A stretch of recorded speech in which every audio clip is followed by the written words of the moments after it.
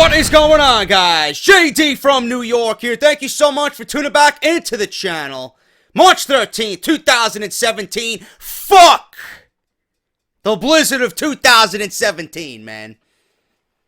12 to 24 inches about to drop on my fucking city, bro. You believe this shit? I don't know what the fuck is going on. Mother Nature is on PMS. I don't know what the fuck is going on. I figured, you know what? We're 3 weeks away from Mania. We're 2 weeks away from opening day at, for the MLB, right? Braves opening day against the Mets. What the fuck is going on over here, man? 24 inches of fucking snow? You gotta be out of your fucking mind, Mother Nature. Jesus Christ. So if you guys are out and about tomorrow, don't. Stay home. I already know. Actually, you know what? I didn't even notify my fucking job. They think I'm going in tomorrow. They can fucking suck my dick. I'm not taking my car anywhere tomorrow. I'm not risking my life to fucking serve the old blue-haired cunt who wants to come in. Do you have a $20 battery? And she's there fucking shivering in the fucking cold. No, you fucking cunt. I don't have a fucking battery. Go fucking home and go eat your fucking prunes, you fucking goon. Out in the fucking blizzard over here for a fucking $20 battery for your Timex watch. The battery costs more than the fucking watch, you asshole. Jesus Christ, this is what I gotta deal with tomorrow in the fucking blizzard, right? They expect me to wake up tomorrow. I didn't even set my fucking alarm, bro. The alarm is not set. I'm fucking sleeping right through this motherfucker, man. Go fuck yourself. Not doing it. I barely did Monday Night Raw tonight. I actually played Disc Jam on PS4 for the majority of my Monday night. That's how fucking terrible this show was, man. But what else is new? It's the same story every fucking week. Same story every week with this show. But before we get into the review, as always, I'm in some fucking mood tonight, man. You can see where this review's going. We had Titus O'Neil. We had The Big Show. We had fucking The New Day host a segment for they were hosting a fucking game show. Shit that we don't deserve to be seeing 3 weeks before WrestleMania. Jinder Mahal still walking around with fucking wellness policy violations up the ass. I don't know what the fuck's going on in this company, but doesn't feel like WrestleMania season. Not for Monday Night Raw, anyway. I don't know what's going on here, but we're going to talk about it. We had a big weekend with Off the Script, man. If you guys missed it, link will be in the annotation that you see in the top right corner of this screen right now. Make sure you guys go and check parts 1, 2, and 3 of Off the Script, episode 160 from this past weekend. On fire, as always. We talk about No Man Gains versus The Undertaker, and why Roman Reigns beat Braun Strowman clean at Fastlane, and why Goldberg won in 22 seconds over Kevin Owens at Fastlane. A bunch of other shit. But it was cool, man. It was a good week for Off the Script. Make sure you guys go and check that out. It is live right now on the channel, as always. And I want to thank everybody for showing love to Audible. Audible is sponsoring Monday Night Raw Review tonight, as always.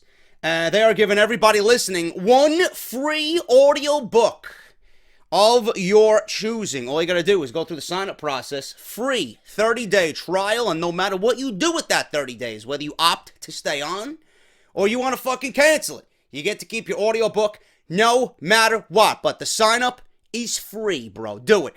audibletrial.com/offthescript. Over 180,000 books to choose from, and a lot of those are wrestling related, man. A lot of Daniel Bryan cash-ins. Some of you are cashing in on a new AJ Lee book, Crazy Is My Superpower, that comes out April 4th.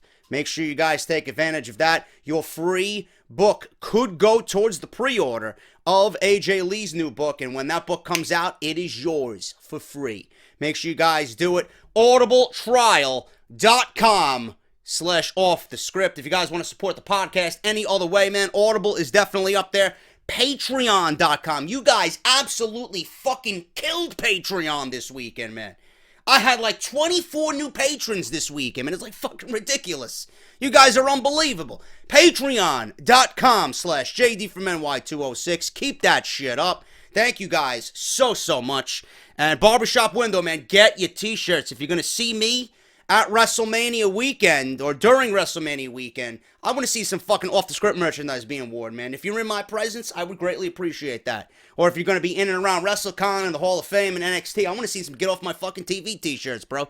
So barbershopwindow.com/offthescript. $19.99. They ship worldwide, no matter what. If you do it this week, I will ensure you're going to get it before WrestleMania, man. And speaking of WrestleMania, I want to make two things perfectly clear. Number one, I signed up through the podcastmovement.com. Joe Cronin Show and JD will be doing Off the Script live at WrestleCon, man. I can't fucking wait. Off the Script is going to have an impromptu session live for an hour. Joe and JD talking WrestleMania at WrestleCon, man. I signed us up for both of that. I put him on there. Oh, he's going to be on Off the Script. It's going to be fucking great, and I can't wait for that. Also, I am planning a fan meetup somewhere at some bar. I'm going to try and pick the best bar with the biggest selection of beer. And we're going to have a fan meetup there for about 3-4 hours. I think I'm going to do it on Saturday, right before the Internet Darlings. I'm not really sure. I still got to work out my scheduling down there. But a fan meetup, I am going to be setting something up. If you guys are going to be down there, you want to be drinking with me, we'll fucking call each other goons. We'll fucking do Kevin Dunn impressions. Oh, you're going to be in Orlando. Orlando's got a lot of wood. You know, we can fucking have fun with that shit, drink beer, and fucking go crazy, man. Should be good. I should have information for that hopefully soon. So I'm going to try and do that. So keep up to date right here on the channel. All right. You here for Monday Night Raw? Let's talk Monday Night Raw. I'd rather not talk Monday Night Raw because Monday Night Raw fucking sucks. But what else is new? Held an early poll here. What did you guys think of Raw tonight? Raw Insta poll. 19% thumbs up, good show, and 81% thumbs down, Bleach. Those were the choices. 1,035 votes with an hour left to go. Clearly, you see, we are in the majority that Monday Night Raw is fucking garbage, as always. Anyway, they were live from Detroit. Show opened up with Paul Heyman, gloated about Brock Lesnar. Lesnar drowning Goldberg last week with an F5. Hey, Heyman, I wish I was drowning every fucking Monday while watching Raw. It would actually be a better fate than actually staying awake for 3 hours. He introduced himself to the crowd. He said not only can he see the future, but that vision has been bestowed upon everyone in the crowd. I wish I could see into the fucking future. I would gauge whether or not Monday Night Raw was worth watching so I don't have to fucking subjugate myself for 3 hours and fucking want bleach poured down my throat. But, again, I don't have such powers. He said WrestleMania 33, his client will cause the so-called announcers to scream at the top of their lungs, down goes Goldberg. Heyman took offense as Goldberg chants rang out through the Joe Louis Arena in Detroit. He said Goldberg was not there tonight, but his client obviously is, as Brock Lesnar stands in the middle of the ring doing nothing and getting a nice hefty paycheck out of it. He said every time his client has faced Goldberg, the same thing has happened. Spear, jackhammer, except for last week. Last week was a different story, wasn't it? Lesnar nodded along as Heyman says, yeah, it was. He said, the fans will see the greatest comeback in sports entertainment history at WrestleMania 33, where his vision of the future will be validated. He said his theory of WrestleMania relativity is F5 equals Lesnar goes down, down goes Goldberg. Lesnar's music played, and Michael Cole says it's amazing what one F5 can do to a man's confidence. Heyman's gold, man. You know, it did what it needed to do. It hyped Goldberg versus Lesnar for the Universal title. It hyped whatever happened last week with the F5 and Goldberg finally taking a goddamn bump from anybody. But it was Brock Lesnar. And we seen that emphatic F5 and Goldberg was down. And they're building that. Listen, now Brock Lesnar has the momentum going into this. What is Bill Goldberg going to do to counter that next week on Monday Night Raw after this beautiful promo by Paul Heyman? It did what it needed to do. Heyman was as great as always. And Lesnar, listen, he's reveling in the moment, man. He's got his momentum. Now it's Goldberg's time to get the momentum back and see what he does next week as we head towards WrestleMania and this main event of WrestleMania 33 for the Universal Championship. We go from Heyman and Lesnar to McMahon, unfortunately, and Foley. Backstage, Seth McMahon told Mick Foley that Heyman is creepy, and so is Monday Night Raw. Foley laughed.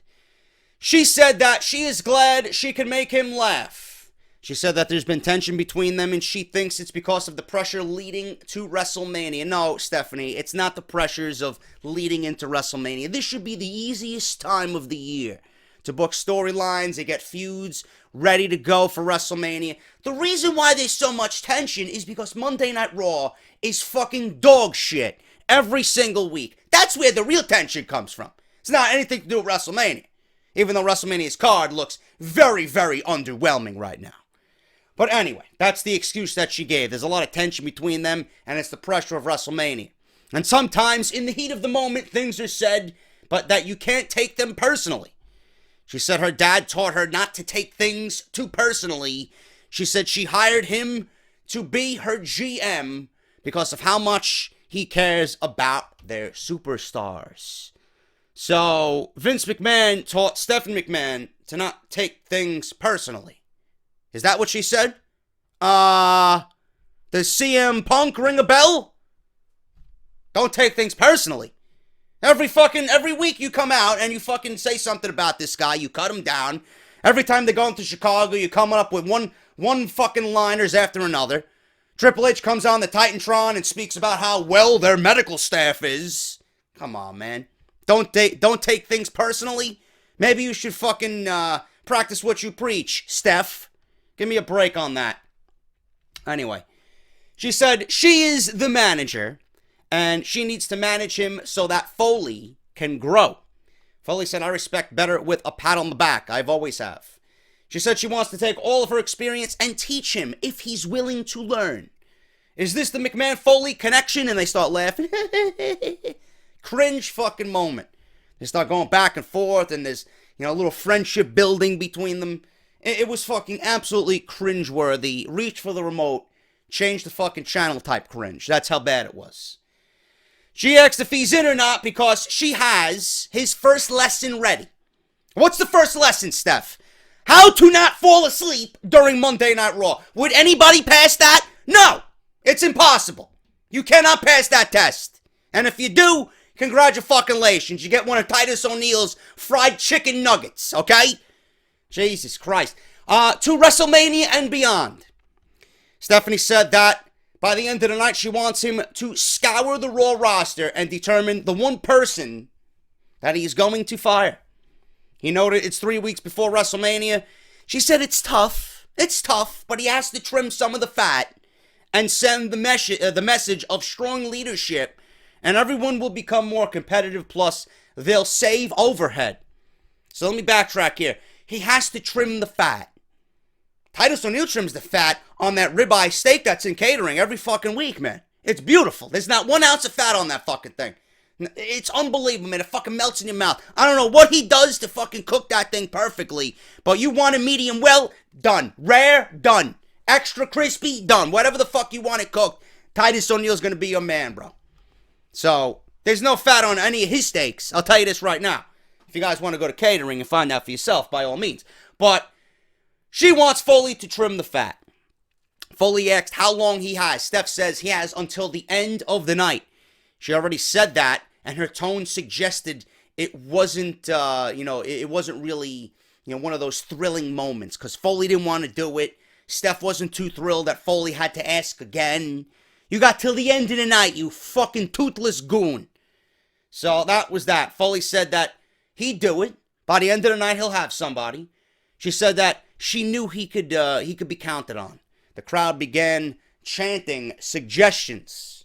Now, I have some suggestions at this point of the show, too. Michael Cole, Byron Saxton, Roman Reigns, Charlotte, Titus O'Neil, The Big Show, Dana Brooke. I got a few suggestions, man. Anybody? Stephanie McMahon, definitely. There's a few suggestions right there. Now, I don't know if any of these people are on the list, but those are the ones that come to my head almost immediately. But, listen, Foley's got no balls. Foley has never had balls. as the GM of Monday Night Raw, and Stephanie McMahon cuts this guy down every single fucking time. You want to go to the gym and stand in front of a punching bag? It's Mick Foley. When you're fucking getting your fucking sparring in, it's Mick Foley, you know? So, that's all he's been. He's been a fucking punching bag for his entire tenure of the Raw General Manager position. And tonight, everything's coming to a head. I figured at this point, you know what? I think it's Sami Zayn getting fired, because Sami Zayn really hasn't looked all that well going into this particular Monday Night Raw. Some of you actually, recommended that Foley's going to fire himself, which I thought was also a good idea. That would lead to him just stepping away from Monday Night Raw and then bringing in Kurt Angle in 2 weeks. Whatever the case may be, we'll talk about what happened with this entire situation towards the end of the review. Sasha Banks versus Dana Brooke. Holy shit. I don't know what the fuck was going on here, but the match lasted 1 minute. Sasha wins. Who gives a shit? But I swear to God, man, I don't know what the fuck was going on. I thought we were living on another fucking planet, that we were being drifted away into an alternate universe. After the match, Charlotte gets in the ring and says that Dana Brooke is a disgrace and she doesn't deserve to be associated with her. So Dana starts beating the shit and brawling and pulling the hair of Charlotte. Charlotte rolls out of the ring. She gets out of Dodge's way. I don't know what happened here, but Dana Brooke was more over than Roman Reigns ever was in his entire career on this night. I don't know what the fuck's going on with this. Dana Brooke got chance of Dana from Detroit. Now, I don't know where this is leading. I don't know if this is one of two things. One, this gets Dana Brooke out of the fucking picture, so Charlotte doesn't have anybody that she can rely on to help her cheat. Maybe she's got to start winning matches on her own. Or two, maybe this means Dana Brooke is off Monday Night Raw. She could go back down to NXT, work on the one thing she needs to work on, being a fucking professional wrestler, and just get her the tutelage that she needs. I don't know what this means, but Dana Brooke got chance of Dana on Monday Night Raw. She's got one up on Roman. Roman never has chance of Roman, but Dana got chance of Dana tonight. Go figure. So that's what happened with that. They announced the new recipient of the Warrior Award for WrestleMania weekend. Some gentleman by the name of Eric LeGrand. He's a college football player who was paralyzed from the neck down after an on-field collision. Fucked up his spine, and he's fought back to regain movement in his upper body and breathing without a ventilator, man. It was a very, very, it was a nice moment, man. It was one of them tear-jerker moments, because you see this guy, they showed him being carted out on a stretcher on the football field, and they show him going through rehab, and he's in the hospital, and he's working on himself and trying to come back so that he can regain movement in his shoulders and his upper body and his legs, and they were showing him going through rehab, man. It's one of them, great WWE moments that, that they really like highlighting, and, the Warrior Award is a really special award, man, and WWE really gives it to, they gave it to, I think Joan London, they gave it to, Connor the Crusher, and now they're continuing with Eric LeGrand. And it was a very, very nice package, and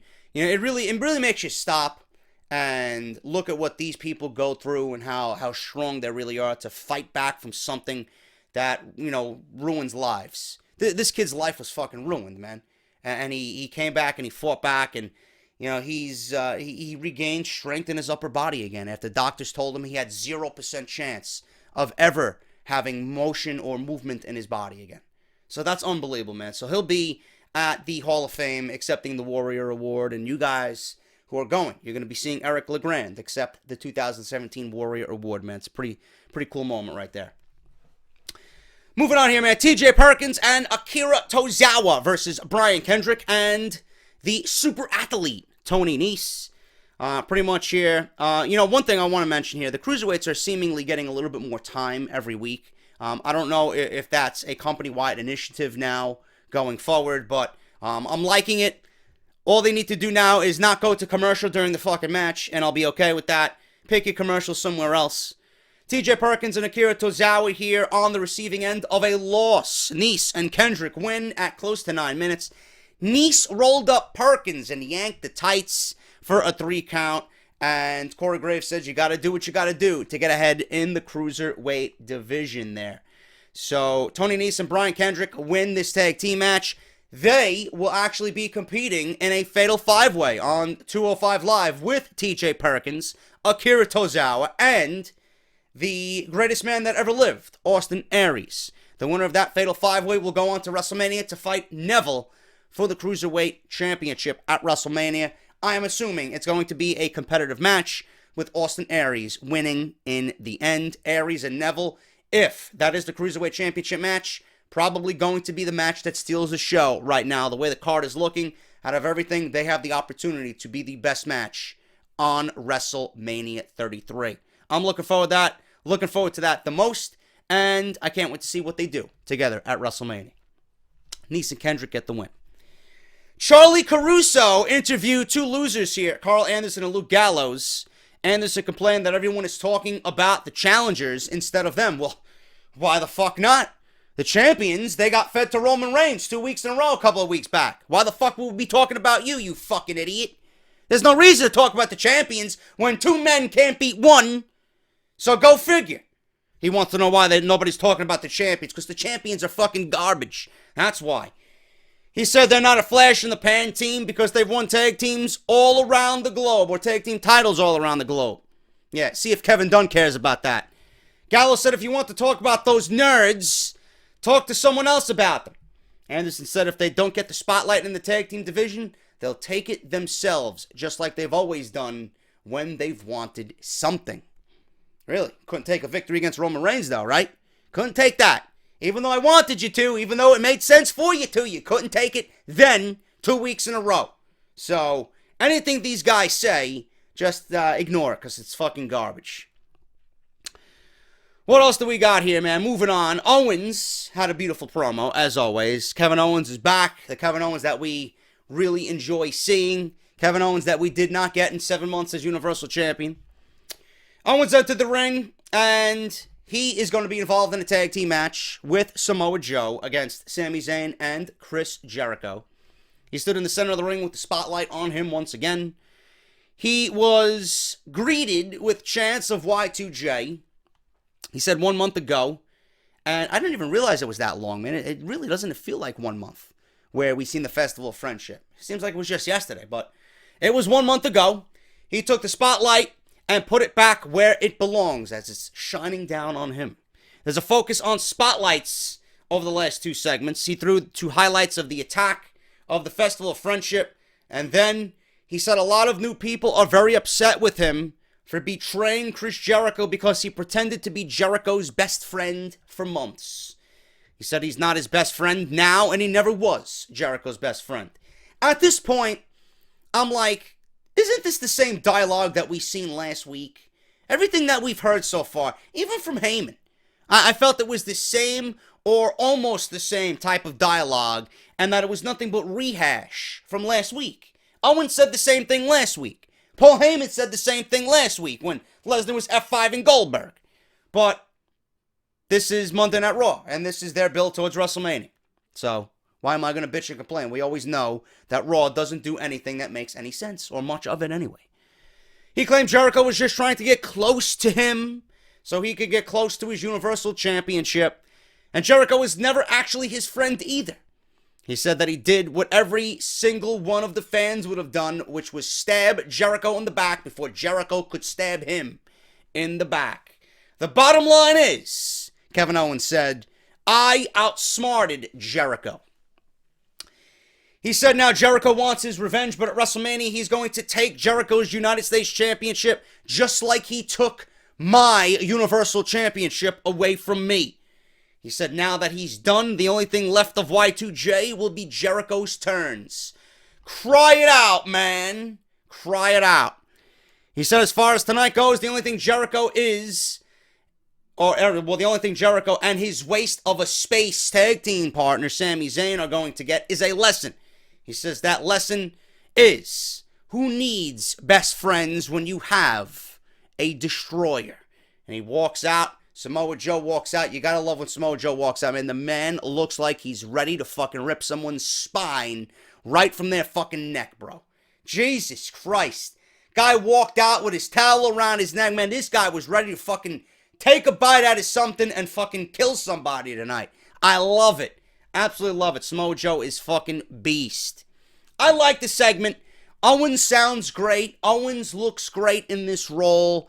The I don't give a shit, I'm going to do whatever the fuck I have to do to make sure I'm successful and I don't give a shit about anybody else, Kevin Owens. And you got Samoa Joe as his tag team partner. Listen, man, that's a dangerous 1-2 combination. And a 1-2 combination I definitely want to see more of, but we don't know where this is going with the partnership of Owens and Joe. They really haven't said much or teased much as far as an alliance goes, but we'll see what happens, man. I don't know. I don't think we're going to get anything going into WrestleMania, being that Owens is going to concentrate on Jericho and the United States Championship. I still don't know what Samoa Joe is doing at WrestleMania, if they're going to give him Sami Zayn again and give Sami Zayn something to do, or we're going to see Finn Balor.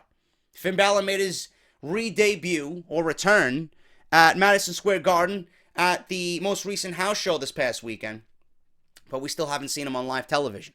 And now we're going to have 2 Monday Night Raws left before WrestleMania. A lot of people are booking Balor in these fantasy matchups at WrestleMania, and they're trying to get him onto WrestleMania. I'm not sure WWE is going to put Finn Balor on WrestleMania. A lot of people are talking, I don't like the Shane McMahon AJ Styles match. It's a waste of AJ Styles' talent. AJ Styles deserves better than that after he competed all year at such a high level. I completely understand that. It really would make sense, and it would be great if WWE could include Finn Balor in WrestleMania to go against AJ Styles. Interpromotional brand warfare. They've had it at WrestleManias in the past. Why not do it this year? Instead of having Shane McMahon versus AJ Styles, why not have AJ Styles go against Finn Balor? I don't know. That could be an easy way to get Balor on the card if you don't want to put him in a match with Shane McMahon. But I don't think WWE is going to do that because they consider Shane McMahon a draw. They consider Shane McMahon a big attraction at WrestleMania. So AJ is going to go one-on-one with Shane McMahon. And Shane McMahon is already being advertised for SmackDown as, what is he going to say tomorrow night on SmackDown as it concerns AJ Styles' mental breakdown last week after SmackDown went off the air.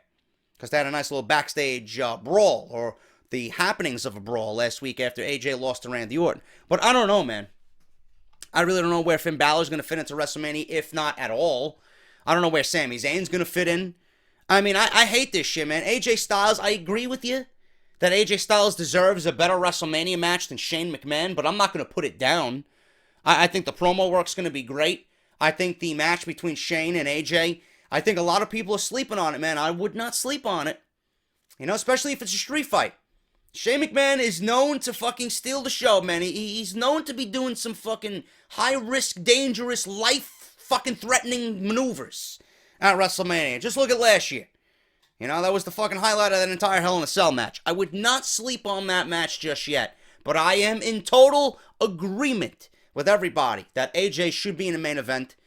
It's easy to bring up Nakamura, just like they did Zane. When Zane fought Nakamura at TakeOver Dallas, Zane was on WrestleMania's main card. It's just as easy to bring up Nakamura. Shane doesn't have to fight. But would you guys want to see Nakamura now, 2 weeks before WrestleMania, as AJ's muscle? Or not AJ's muscle, as Shane's muscle to go against AJ? Would you want to see Nakamura, hand chosen by Shane, to go against AJ Styles at WrestleMania this year, to pretty much bolster this card and give it that main attraction match, that classic that we're looking for? Or would you rather AJ be the WWE champion going into next year's WrestleMania and have Nakamura already promoted to SmackDown and have Nakamura challenge AJ for the WWE championship next year in the main event? Take your pick. I don't know. Both situations with Balor and Nakamura work. We're not going to get them. We're not going to get them. We're going to get Shane. We're going to get AJ. We're going to get the McMahon match that he wants for his son. And that's just the way it's going to be. This is Vince McMahon's vision of WrestleMania. And he's not going to envision WrestleMania without at least one McMahon. Well, there's going to be two McMahons on the show. Triple H is on the show. So Shane is also going to be on that show as well. So Shane's not even an active performer. Triple H is pretty much retired. He's coming back against Seth Rollins. And then you got Lesnar and Goldberg main eventing WrestleMania. So look at that. 4 huge spots at WrestleMania taken up by semi-retired or part-time talent. And I seen a stat today that the last 6 WrestleManias were main evented by part-time talent. If that doesn't spell what's wrong with WWE right now, I don't know what else to tell you guys. But yes, Balor or Nakamura could easily fit into a match with AJ. Where he fits on this show right now, I don't know. I'm hearing rumors of maybe Balor versus Joe. I wouldn't mind Zane, Balor, and Joe in a triple threat match. But then you got the fucking problem of, okay, we're going to give you another triple threat match on top of the 6 fucking multi-man matches that we have at WrestleMania. Because WWE has to include everybody on the goddamn fucking show. But whatever the case may be, man. We have Joe without a WrestleMania opponent as of now. Same thing for Sami Zayn. Start of Hour 2, Zane and Jericho versus Kevin Owens and Samoa Joe. This match ended in DQ because Kevin Owens and Samoa Joe are too beastly for Zane and Jericho. Owens and Joe pretty much double team Sami with stomps towards the end of the match. The referee eventually disqualified both of them. Joe then applied the Coquina clutch as Owens stomped on him. Jericho tried to make the save, knocked Joe to the floor. He went for the walls of Jericho on Owens. Joe hit Jericho with a forearm from behind to break it up. And Joe held Jericho as Owens took shot at him. The referees tried to stop them. Joe threw Sami into Owens' arms for a pop-up powerbomb to close this match off. I like this. I like the interaction between Zayn, Joe, and Owens. And I like the dynamic between Jericho and Owens. The one thing, it's going to be a decent match. I think Kevin Owens and Jericho are really going to try and go out there and show you exactly how a wrestling match should be at WrestleMania. I have no doubt that these guys are going to do everything in their power to give you a quality fucking United States Championship match. That is not my problem. That is not my problem. Are people still going to care about this match? Next week, the week after, and then eventually going into WrestleMania. I certainly hope so. This is months and months and months of build. And the one thing I really do like about this match, and we don't see this a lot in WWE. We know who the heel is, and we know who the babyface is. Owens is a legit fucking heel. He's not being cheered. He's not being, cheered and booed. He's not one of these fucking tweeners. Owens is booed. Jericho has a babyface run. The one thing that I'm concerned with, the same thing I say about Randy Orton. When Randy Orton turns babyface for the first couple of months, it's fucking great. It's refreshing. He's interesting. I'm into what he's doing. And then all of a sudden, he drops dead like a fucking sack of bricks. And then the same thing with Jericho, man. These guys, Orton, Jericho, they are, no doubt about it, heels. They operate so much better as a heel. And I'm worried the same thing with Orton is going to apply to Jericho. Are people going to care about Jericho 2 months, 3 months, 4 months down the line when he's still doing this babyface act? It and the list is over. But will the list and Jericho be over 3, 4, 5, 6 months from now, going into the summer? I don't know. You got to be concerned about that. Because I've been saying that about Randy Orton for fucking years, bro. Randy Orton turns heel, I love it. That's the way he operates. He's a fucking prick. And I love when Randy Orton comes off as, I don't give a shit. I'm a viper. I'm going to fucking kill you and not have a fucking a heart in my body. I have no fucking soul. Go fuck yourself. That's Randy Orton. And when he turns babyface, it's like, it's okay. It's cool for the first couple months. And then it's like, I'm bored of this shit. Same thing with Jericho.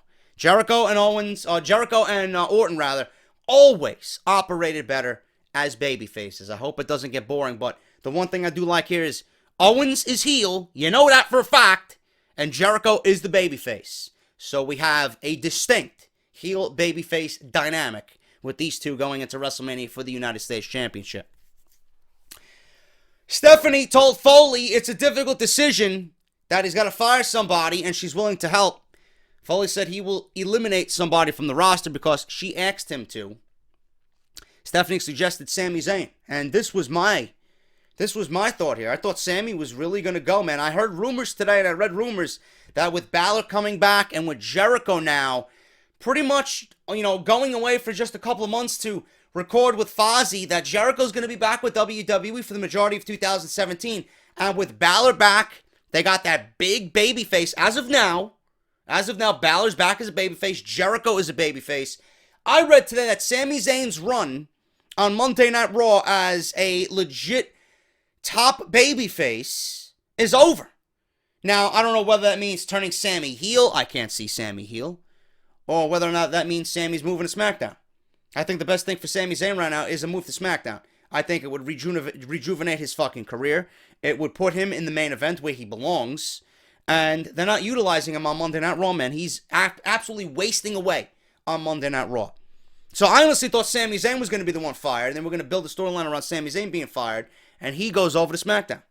But little did we know, this was all about Triple H and Seth Rollins in the end.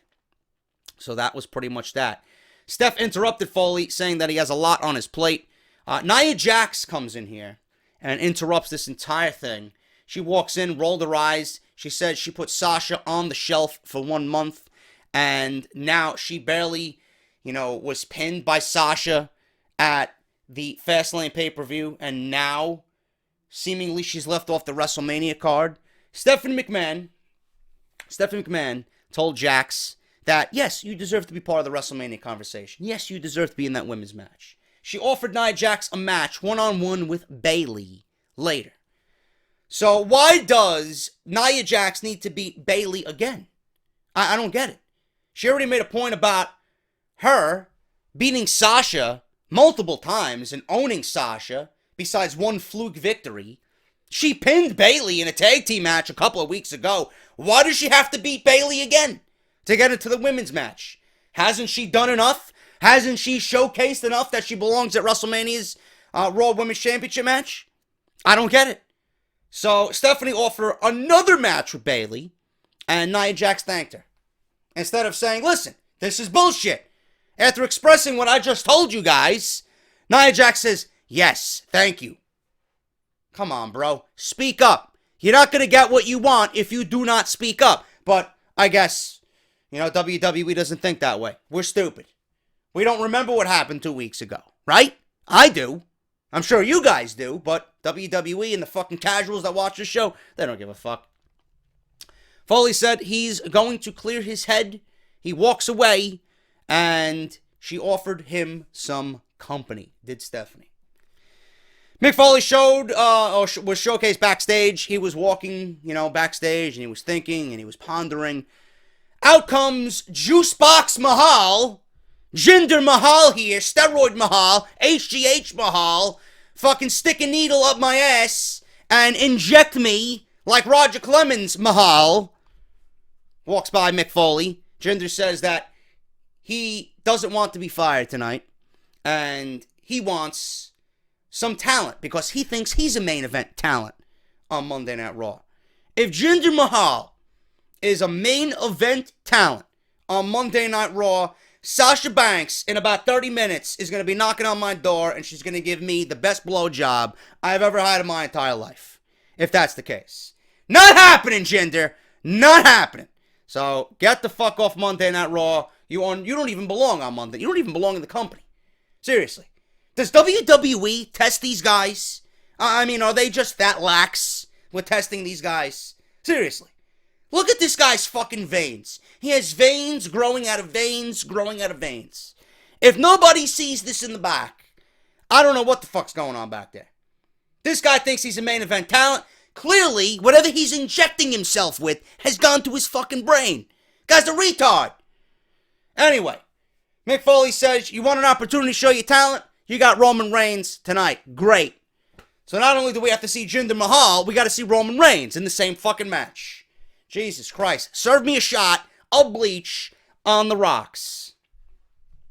Big E continued to become weirder and weirder here as the New Day were in the back hosting some type of fucking talk show, some late night talk show that they had set up back there. They had a table, and I don't know what the fuck these guys were doing.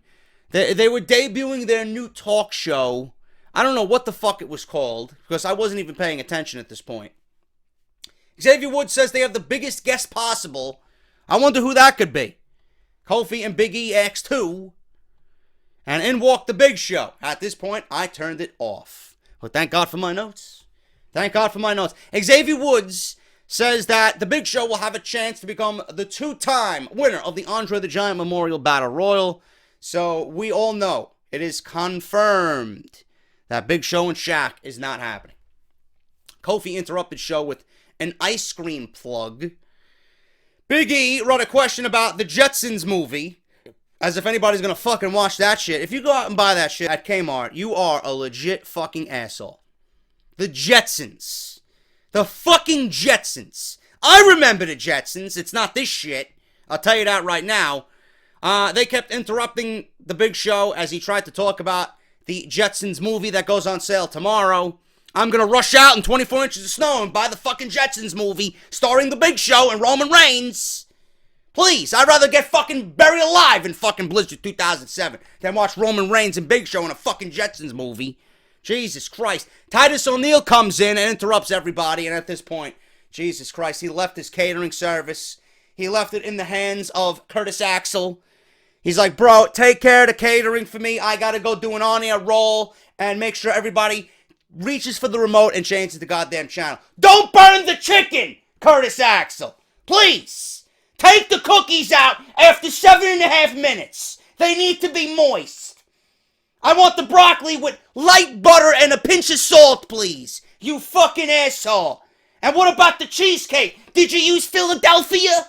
Huh? Or did you use that fake cream cheese?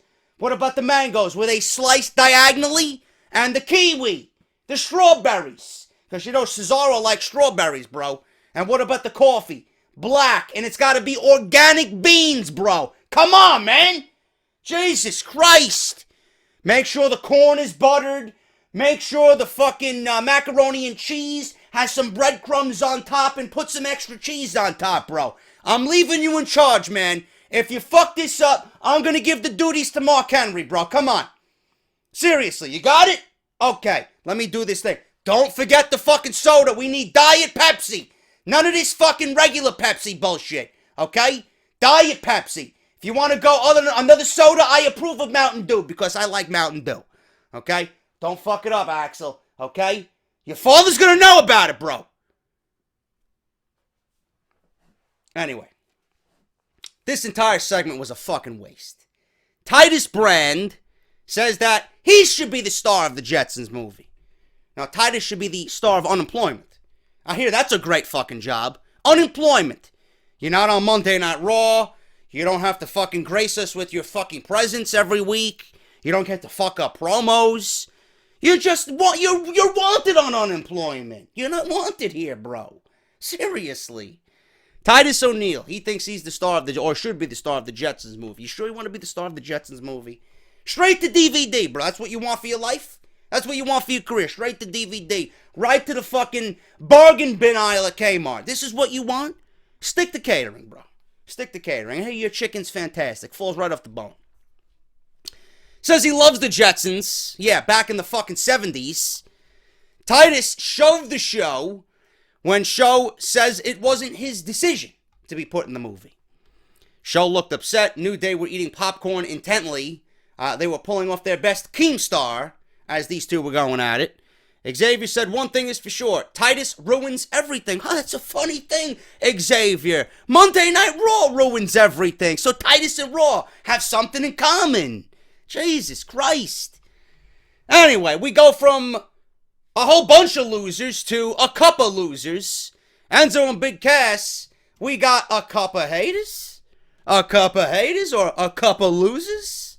Nothing but two losers, Enzo and Cass. These guys have fallen so far from the fucking spectrum, I can't even tell you. These guys are borderline get off my TV, man. I couldn't give two fucks about these guys anymore. Same thing goes for the tag team division. These guys are miserable, just like the division. They said that they got Cesaro a gift this week. What did they get him? Another cup of coffee? Like he was drinking last week that was spilled on him last week? They got him a new coffee mug. Go figure. Look, a new coffee mug they got him. So he doesn't spill it as much. It says, well, what do we got over here? One side said that, and the other side said, cup of haters. More product placement by WWE here. So I'm sure you can buy this mug on WWEshop.com for about $14.99.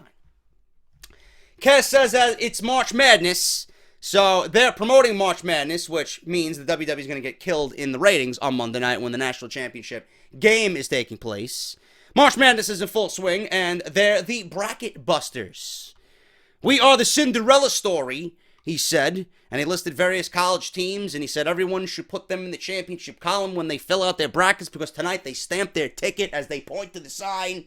They're pointing to the sign. Everybody's got to point to the fucking sign. I hope the sign fucking falls down, so there's nothing to point at. They point to the fucking sign, they're going to stamp their ticket to WrestleMania, and they will become the Raw Tag Team Champions. The champions of what? A miserable fucking division. That is absolutely non-existent. Congratulations on being such an overachiever in life. Go ahead. Be the champions. You'll see how fucking great it really is. Enzo and Big Cass for Sheamus and Cesaro. This match went 8 minutes. No contest. Do you want to know why this went through no contest? Because WWE thinks we are all a bunch of fucking retards. 2 things I want to point out here to you. And this is what I write in my notes every fucking week. You guys might have missed this. You guys might have overseen this when watching it. You thought this segment was trash. I agree with you. But this is why I'm here. Okay? Number 1. Why would Gallows and Anderson cause a no contest? Okay? These fucking goons, WWE, and whoever produced and scripted this segment are a bunch of fucking retards. Why would you have Gallows and Anderson come out and attack both teams? Do you know what that does? As far as the champions go? Okay, we're going to come out and attack both teams, so there's no winner for this match. So now, instead of fighting one team, we have to fight 2 teams at WrestleMania. So, number 1, Gallows and Anderson look like a bunch of fucking retards coming into this match. Number 2, they look like an even bigger bunch of fucking retards after this match. So they interfered, thinking that they would do good, but they did not. Instead of fighting one team and having one team win, now they're gonna fight 2 teams at WrestleMania. Are you fucking kidding me? Now this is the shit that I see when I'm watching this fucking segment. This is what I'm writing down. Number 2, okay, when Bayley won the fucking championship from Charlotte a couple weeks back, wasn't it Sasha that interfered, right? And she attacked Charlotte. She attacked Charlotte with the referee right there, overlooking the ropes to the outside, right? Bayley didn't get disqualified. Bayley didn't get disqualified when Sasha laid her hands on Charlotte in a championship match. Same thing here. Same thing here. Enzo and Big Cass, right? They did not win this match because Gallows and Anderson put their hands on Sheamus and Cesaro. There's no DQ. Enzo and Cass could have been disqualified from this match and said, you know what, it's going to be Sheamus and Cesaro versus Gallows and Anderson. No, the referee didn't disqualify. He just called for no contest. So I'm supposed to forget that Sasha put her hands on Charlotte but didn't get disqualified. And these guys did the same thing? I mean, are you fucking kidding me? What is going on here? Do the rules apply week to week? I don't get WWE creative here. I really don't. There's no fucking contest. You know? They got disqualified there, and then they come into the fucking ring, and they beat the shit out of both of these teams. Now they got 2 teams at WrestleMania instead of 1. I don't get it. I don't get how this is logical in any sense of the word for the champions. They made these guys look like a bunch of fucking retards by the end of this entire thing. Stupid. Absolutely stupid. Jinder Mahal versus Roman Reigns. What happened here? What happened here? Jinder Mahal had 2 Superman punches right to his jaw. 3 count. 1, 2, 3. That's what happened to Jinder Mahal. Go to the back, inject yourself some more, try again next week. Seriously. maybe you'll look like fucking the Incredible Hulk next week. Okay? And Lou Ferrigno. Is that what you're going for? You're looking for that Lou Ferrigno look? You're looking for the Incredible Hulk look? Come on, bro. Give it a rest already. Shrink back down to your normal size, because you're not looking normal. Jinder Mahal versus Roman Reigns. Reigns wins in 3 minutes. After the match, he takes the microphone. He calls out The Undertaker as if Roman Reigns is some tough guy. Come out here and be a man, says Roman Reigns.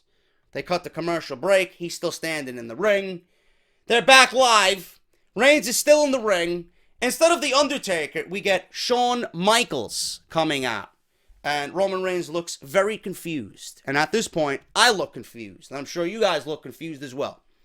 So not only you could say, you know what, we got to look forward to this shitty match at WrestleMania, right? The Undertaker's going to more than likely put Roman Reigns over. It's coming. It's coming. Brace for it. It's coming, just like the fucking snowstorm tonight. But now we have to add Shawn Michaels to the list of people that WWE has used to get this guy over. Or has failed to get this guy over. So Shawn Michaels comes out here. And Reigns says, I'm not going to lie. It's pretty cool to see you. Okay? I agree with him there. It's pretty cool to see Shawn Michaels. Unadvertised. It's a nice little surprise for an underwhelming show, as always. HBK chants broke out in the Joe Louis Arena. I'm sorry, Detroit. I didn't call out HBK. I called out The Undertaker. Michael says he's not going to waste his time. He'll cut right to the chase. Oh, you should have did that the last time we seen you, when you're promoting your fucking movie that was in the theater for a mere 2 weeks, as you were pretty much talking about Lana and telling fucking dick jokes with Enzo and Cass. You should have cut right to the chase then. Tonight you want to cut right to the chase with Roman Reigns, which I can appreciate because I don't want to see this guy in the ring any more than I have to anyway. He'll cut right to the chase. He said when that gong went off, he got distracted because in the middle of the match, The Undertaker's gong went off. The mind games were beginning with The Undertaker and his opponent at WrestleMania. He says when the gong went off, you got distracted there, Reigns. He said he is distracted and unfocused. He says he needs to understand something. He said Undertaker is already setting up shop in Roman Reigns' head. So come WrestleMania, he's going to eat you alive. Reigns said that is not happening. He said the only question he ever gets is, what's it going to be like to be in the ring with The Undertaker? Now, Reigns said something that I would hope he said something that I would hope means that he's turning heel. He said maybe The Undertaker should be thinking about what it's going to be like to be in the ring with Roman Reigns. So that's a very heel-like line there. I'm hoping, and I don't put any faith in WWE at all, but I'm hoping, a strand of fucking hope here, that Roman Reigns is turning heel. And I said this on Off the Script. Otherwise, Roman Reigns should not be winning this match. I don't care what the fuck it means. I don't care what they want to do. It will do nothing for Roman Reigns to beat The Undertaker. Nothing. Okay? If Roman Reigns is turning heel 100% going forward, and he's going to be the next biggest fucking prick in the business, the most hated vile man in this industry, I am okay with him beating The Undertaker.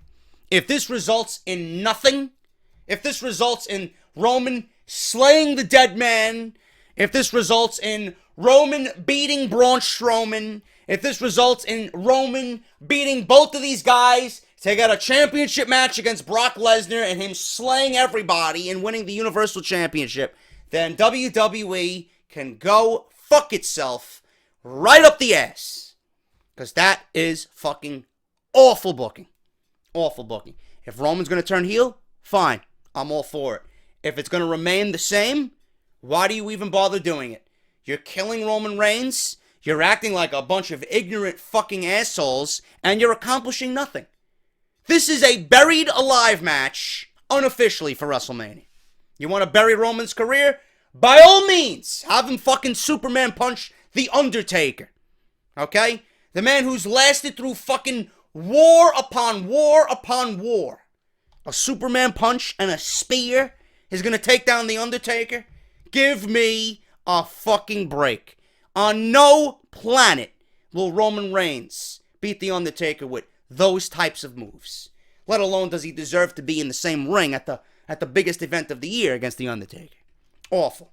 So, Roman, maybe The Undertaker should be thinking about what it's going to be like to be in the ring with me. I hope that line means that Roman is honestly saying, you know what, fuck you people. I am going into this beating The Undertaker. Hopefully that means turning heel. Said he's the big dog and it's his yard, but how about Reigns acknowledge that he is Mr. Wrestle frickin' Mania, says Michaels. He said he knows what it's like to walk around with a huge chip on his shoulder and the weight of the company on his shoulders. He said he knows what it's like to have everybody secretly hoping he fails.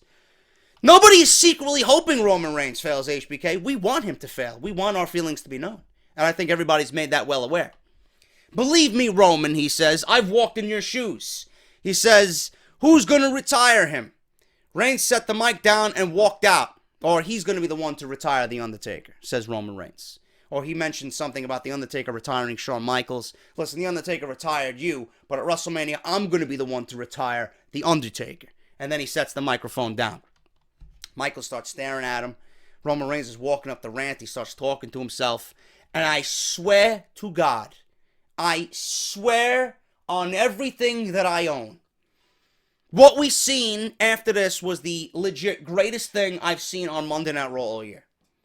Roman Reigns, it looked like Roman Reigns didn't even know this was about to fucking happen. He looked like he was fucking lost.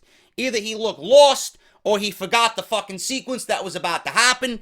I swear to God, man, Braun Strowman was faster than a speeding bullet. You want to talk about fucking Superman being faster than a speeding bullet? Braun Strowman came from the back as if he was a fucking 67 Corvette speeding down the fucking highway on a 90-degree summer afternoon. This guy rolled into Roman Reigns so hard that he rolled down the ramp and he fell in between the barricade and the ramp. And I swear to God, it looked like he hit something incredibly hard. Broke a rib, got a concussion. He looked like he was fucked up. I don't know what happened after that. We didn't get any medical, any medical update on Roman Reigns, but this guy was tackled as hard as anyone I've ever seen in my entire life. Braun Strowman is fucking awesome. And everybody started to chant, thank you, Strowman, after this guy destroyed Roman Reigns. Next week, it will be a rematch. Roman versus Strowman at the Barclays Center in New York City. Seth McMahon says Strowman just showed that kind of intensity and what's needed on Monday Night Raw. Foley says he's not taking this decision lightly and that he'll talk her out of it. Stephanie said that she knows this isn't an easy decision, Foley, but I'm doing this for your professional growth and the company's growth. This is going to position you as a leader and raise the level of competition in the Raw locker room. She said that somebody is losing their job right before WrestleMania, and Foley doesn't like it. He doesn't like anybody losing their job before WrestleMania. Steph says that he has 1 hour to make this decision, and if he doesn't, she will make it for him. And if I decide, it might be something that you don't like. You know what I don't like, Stephanie? I don't like this fucking show. It's awful. Moving on quickly here, I want to wrap this up. Arya Daivari versus Austin Aries. Austin Aries wins with the rolling elbow at 4 minutes. Like I said, Austin Aries is going to be in that fatal 5-way on 205 Live to determine the number 1 contender for the Cruiserweight Championship with Tony Nese, Brian Kendrick, Akira Tozawa, and T.J. Perkins, Mr. Dab himself. Big Show versus Mr. Catering. Big Show wins in 2 minutes after a chokeslam. There you go. Titus O'Neil was chokeslammed. He got his payday. He went back to serve fucking creamed corn and spinach with his fried chicken. It was over. All in all, a good night for Titus O'Neil. Sasha Banks asks Bayley backstage if she's nervous. Bayley says that she is. She's the women's champion, and she's nervous about fighting Nia Jax. How many times have you fought Nia Jax before? I don't know, 3, 4, 5 times already? Including NXT? And now you're nervous? You're nervous tonight about fighting Nia Jax. The other fucking 6 times you fought her, you weren't nervous, though. Give me a break. Sasha told Bayley to trust her because Nia is beatable. Sasha told her not to listen to the haters, and Bayley said, "What haters?" Sasha said all the people who say she's not championship level. She said she can prove who the better woman is at WrestleMania. Bayley acted like Sasha planted a seed of doubt. She didn't plant a seed of doubt. She planted a fucking heel turn because it's coming. Before you know it, it is coming. And Bayley versus Nia Jax. We got this match that went to DQ. Bayley wins by DQ because Nia Jax, a few minutes into the match, did not listen to the referee's 5 count. Started stomping away at Bayley in the corner, and she got DQ'd. So there you go. Nia Jax is not going to be a part of the WrestleMania main event. She will be left off of WrestleMania. As of right now, we still got 2 weeks. They could still add her if they wanted to, but I don't know anymore. I don't think they're going to add her. Jax then hung Bayley upside down in the corner. The referee blocked her from doing a big splash. And Jax then grabbed Bayley as the referee unhooked her from the corner and threw her into the barricade. And Nia Jax screamed, "I am a woman and you are a little girl." There you go.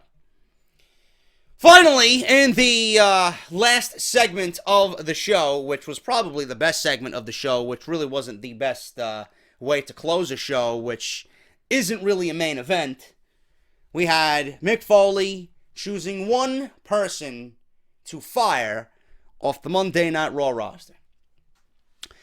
So they're both in the ring, and Foley says that he has treasured their 18-year friendship. But 6 months ago, she swore she had nothing to do with Triple H's interference for the Universal Championship match.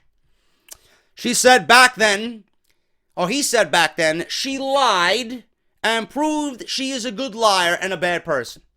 So, out of all the people, it struck him, it hit him, who needs to go. He said, "Stephanie, you are the one that needs to go." He said Triple H isn't a creator of WWE superstars. He's a creator of his own personal army doing things for him. Stephanie interrupted and told Mick he could find out how bad she can really be. She asked, "What happened to your balls? What happened to your testicular fortitude, Foley?" Triple H comes out, and this is where things really get picked up. Triple H is a fucking beast on the mic, and I must say, his beard game is looking fucking epic as fuck, dude. He looks literally like a fucking beast with that beard, man. Gotta give Triple H a thumbs up there, merely for his beard work. He entered the ring, and Foley told Hunter to say what he has to say to his face, okay? Foley says that he didn't know that you, Triple H, existed, but rather he just hid in the shadows. He says he isn't a businessman. He said that he is a businessman, and that's all that's stopping him from causing a lawsuit by ripping his leg off from his hip in need of a replacement and beating him with that leg. Foley said he figured he'd assign Joe that task. Ha ha ha. Good one, Foley. Hunter called him a fun little nostalgia act, which I laughed legitimately at, because that's all he is. He asked if he wants to read the name off this, name of the city off his hand. And he did a goon-like voice. Triple H. "We're in Detroit, Michigan, for a cheap pop." Exactly what Triple H did. Made fun of the cheap pop. Triple H says that he is nurturing future stars so he doesn't have to look at has-beens like Foley anymore. This again got a legit laugh at me, and this is all true, by the way. They scripted this to be 100% fucking truth. He said Stephanie brought him back because she really is a good-hearted person. She really likes Foley. Do not mistake Stephanie's heart for a lack of being able to do what it takes, he said. He was thrown off by a little loud CM Punk chant, which you've seen him, he kind of got lost. Triple H got flustered. But he maintained the ship, and he righted the wrongs. He says that she is every bit of the businesswoman her dad taught her to be. He mocked Foley for traveling the globe and telling stories at his one-man shows. Foley said the WWE superstars in the back respect him and even envy him because he doesn't need to pretend to like him. He said he enjoys traveling the globe. He said he might be missing an ear and his teeth, and he pulls out his fucking teeth. But when he looks in the mirror, he likes what he sees in the reflection. Triple H says he's happy with his reflection. That's great. It works for you? Fine. That's fantastic, Foley. But he wonders how his kids will feel about that. Said he needs to waddle to the back and have an epiphany that he needs this job for his kids' sake. He said once he realizes that, he will do what Steph says, and if Stephanie says jump, you will jump, monkey, is what he said. You understand me, Foley? Now get your ass up, get up that ramp, and get out of my ring. Love that Triple H got really emotional during this. Love that Triple H mentioned Noelle Foley, about her wanting to be a superstar, and Dewey, who's working back in Stanford offices. How are they going to feel when they're on unemployment? Because of you, Foley. So he made Foley really feel like a piece of shit. And like I said, Foley's a fucking punching bag. This came off good, though. I love Triple H. I love how Triple H just puts people down, man. Because that's just great to see. You know? And I just loved how he came off. Stephanie, not so much. I can't stand Stephanie. Triple H, I love the intensity he brings to his segments, man. It's always gold when Triple H is on the microphone. Foley set the microphone down at Triple H's feet. Walked to the corner. Stephanie was telling the fans to let that be a lesson, that when you go to work, you appreciate your bosses and you thank your bosses for giving you the opportunity to be employed. So, like a typical fucking boss, you know. Oh, power is me, and thank me, and you should be fortunate to have a fucking job. You know, the typical spiel. Go fuck yourself. And Foley's just standing there. Triple H told him to leave the ring. He's just standing in the corner like a fucking dumbass. Triple H comes over and says, listen, let's get the fuck out of my ring. Foley's pulling out Mr. Sacco. He puts fucking the mandible claw on Triple H. And Triple H is sinking and sinking and sinking. And right behind Mick Foley comes Stephanie with a low blow right to the fucking testicular fortitude that was missing from Mick Foley just mere moments ago. And all of a sudden, Triple H is getting ready to beat the shit out of Mick Foley. Possible pedigree coming up. Seth Rollins' music hits. And Seth Rollins limps out to the ring on a crutch. Limps down the aisle on the crutch. And we see him just standing there. Triple H is like, you know, what the fuck are you doing here? Seth Rollins takes the crutch, drops it to the ground. Triple H is like, oh, okay. He's getting a little fucking, you know, weary in the face now. Seth Rollins, all of a sudden, after limping down to the ring, runs into the ring and starts fighting Triple H. So I'm assuming the knee is 100% good to go for WrestleMania. Now, two things popped in my head. Number one, Seth Rollins looks to be okay. The match looks to be on for WrestleMania. Number two, I am not really sure if Rollins was legit hurt or if this was a complete fucking work job by WWE and everything was just mere storyline. Now, I know I seen Justin LaBar tweet on Twitter, yes, Rollins' injury was legit, but it was a 2 to 3 week thing. You know, WWE made you believe it was storyline, but it was really legit, and they worked you.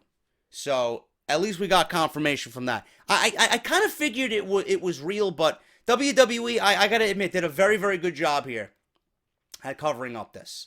Because, you know, if you're not watching, you know, intently, you could easily be fooled here by what Rollins did tonight and say, yeah, you know what, maybe this wasn't real after all. Maybe this was all bullshit to build hype for this match and give it the heat that it needs going into WrestleMania.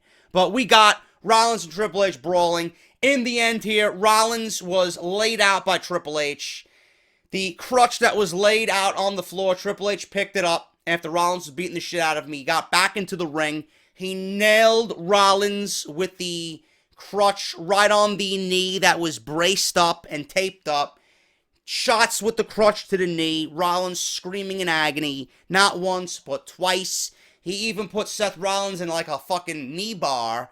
And again, right before they closed, they did this long-winded closing segment before they faded to black. Triple H, the last shot of Triple H getting in that last shot with the crutch on Seth Rollins as he was writhing in pain, writhing in agony. It was a very good segment. Do I think that should have been the way to go home here? No, I would have liked to see a main event caliber match on the road to WrestleMania, but I like what WWE did with this segment.